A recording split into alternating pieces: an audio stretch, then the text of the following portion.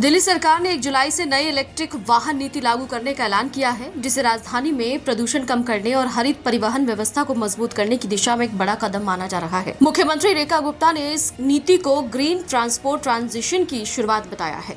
इस नीति का मुख्य उद्देश्य दिल्ली को देश की सबसे ईवी फ्रेंडली राजधानी बनाना और 2030 तक निजी और सार्वजनिक परिवहन में इलेक्ट्रिक वाहनों की हिस्सेदारी को तेजी से बढ़ाना है। नई ईवी नीति का सबसे बड़ा फोकस लोगों को इलेक्ट्रिक वाहन अपनाने के लिए आर्थिक रूप से प्रोत्साहित करना। सरकार ने 2 व्हीलर, 3 व्हीलर और इलेक्ट्रिक कारों पर अलग अलग श्रेणियों में सब्सिडी देने का प्रावधान रखा है। इलेक्ट्रिक दुपहिया वाहनों पर प्रति kVh आधार पर लगभग 10,000 तक की सब्सिडी दी जाएगी, जिसकी अधिकतम सीमा 30,000 तक हो सकती है। वहीं ई रिक्शा और अन्य 3 व्हीलर वाहनों के लिए 30,000 से 50,000 तक की वित्तीय सहायता दी जाएगी। इलेक्ट्रिक कारों पर भी टैक्स में छूट और रजिस्ट्रेशन फीस में राहत जैसी सुविधाएं दी गई हैं, जिससे इसके शुरुआती कीमतों का बोझ कम हो सके।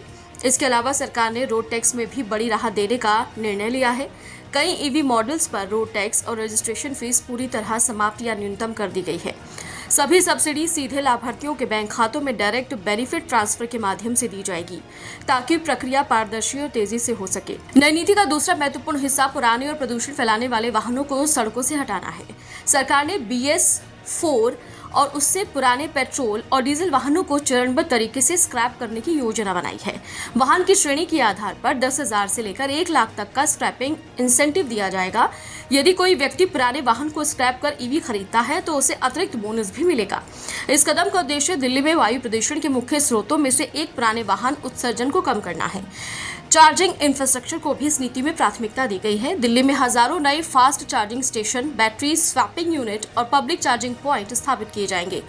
सरकार ने यह भी सुनिश्चित किया है कि नए आवासीय प्रोजेक्ट, मॉल, ऑफिस कॉम्प्लेक्स और पार्किंग स्थलों में ईवी चार्जिंग सुविधा अनिवार्य रूप से उपलब्ध कराई जाएगी। बैटरी रिसाइकलिंग और सुरक्षित डिस्पोजल सिस्टम पर भी विशेष ध्यान दिया जाएगा, ताकि पर्यावरणीय नुकसान को रोका जा सके। सार्वजनिक और कमर्शियल परिवहन को भी ईवी में बदलने की दिशा में योजना बनाई गई है। नगर निगम और सरकारी विभागों के वाहनों को चरणबद्ध तरीके से इलेक्ट्रिक वाहनों में बदला जाएगा।